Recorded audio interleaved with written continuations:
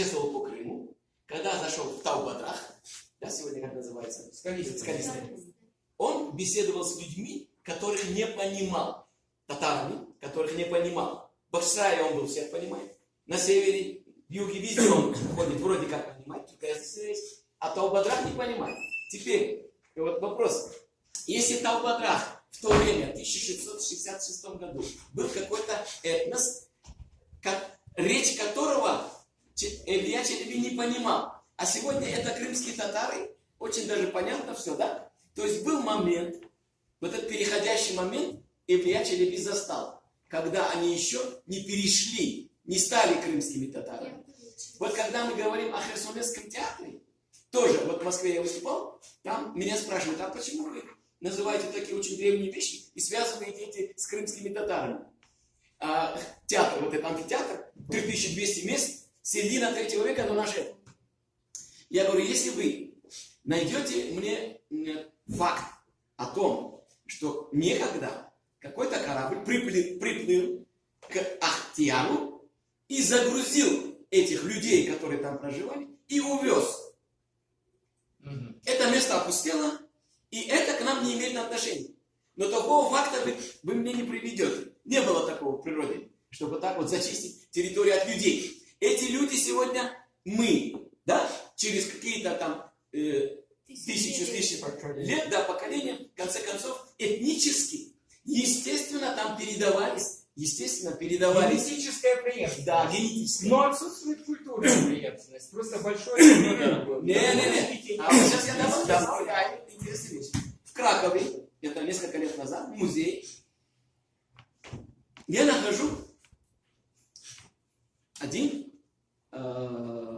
артефакт под стеклом, найденный в Крыму, относящийся к X веку. Прилеп.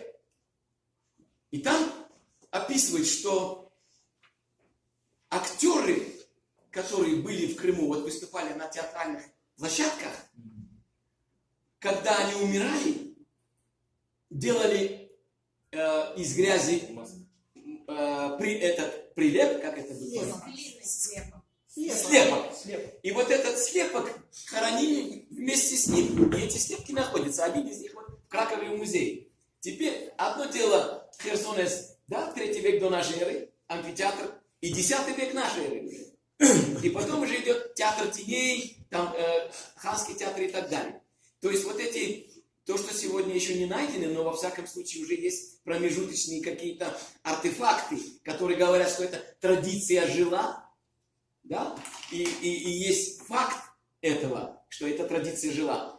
Потом она, может быть, языки меняла, религии меняла, сюжеты меняла, но все это какие-то корни когда-то имело, и все это развивалось. Мы не можем отделять сегодня один язык от другого и говорить, что это разные территории, разные культуры.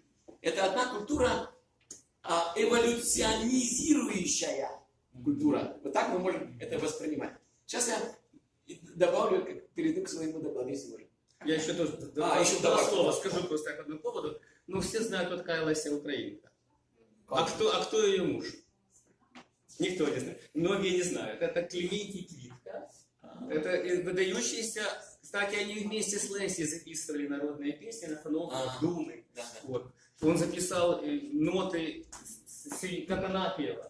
Ну, и после ее смерти он... Вообще, в 20-е годы он уехал в Москву.